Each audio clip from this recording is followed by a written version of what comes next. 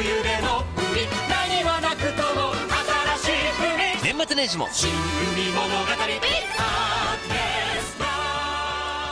is something that puzzled me the first time I came to Japan.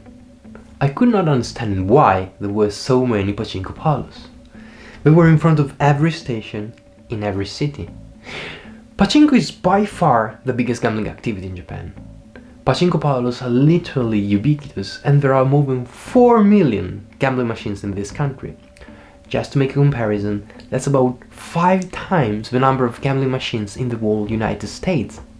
So, if you live or if you have ever been to Japan, you have probably heard about pachinko, and maybe you even had the chance to try it. However, only few people know what it's like to work in a pachinko parlor. As a non-Japanese student, I'm not allowed to work in any pachinko parlor here in Japan.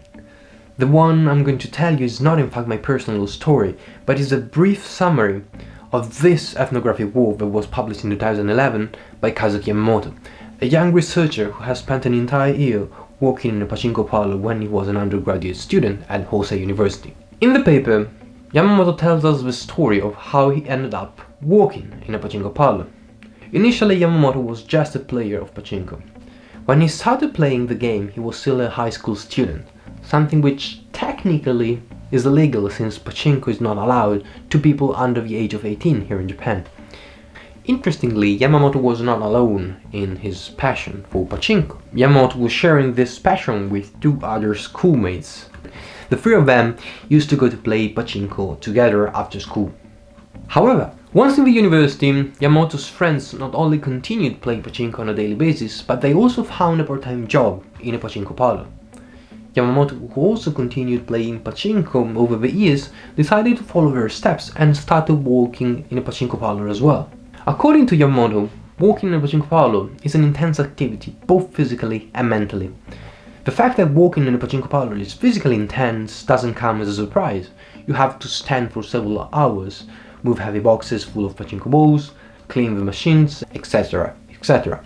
What's interesting, however, about Yamamoto's description is the depiction of his own work as also mentally intense.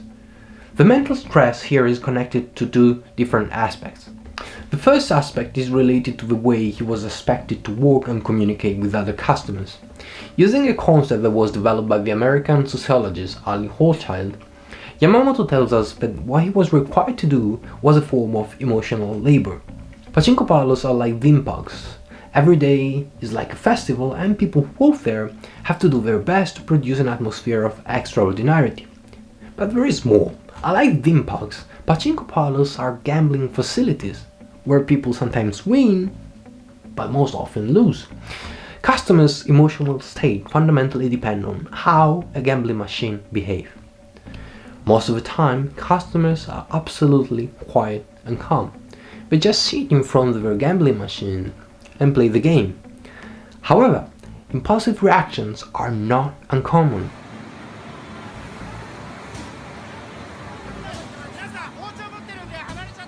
Players get nervous, sometimes even angry.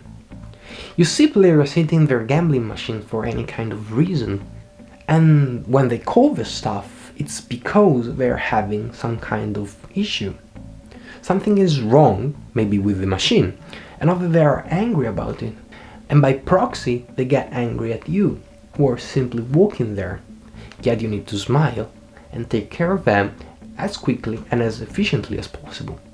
Moreover, Yamamoto tells us that inside the parlor there were more than 50 surveillance cameras that were supposed to increase the safety of the parlor, but which were de facto used to keep different members of the staff under the constant gaze of the boss. But there is a second aspect which was perceived as a cause of stress by Yamamoto, an aspect which I find even more problematic. Working in a pachinko parlor exposes you to an environment that, quoting the author, has been consciously designed to make people addicted. To be able to work in a pachinko parlor, you must like pachinko. You need to have a good knowledge about it in order to communicate with your customers. However, if you like the game, being constantly immersed in the noise of gambling machines, watching customers winning every day, Being always surrounded by people talking about pachinko, you end up thinking about it more and more often. And this is also what happened to Yamamoto. Despite the fact that he was spending an entire day inside the parlor, right after work, Yamamoto was going to other pachinko parlors with co-workers and friends. And even in his days off, he was ending up playing pachinko.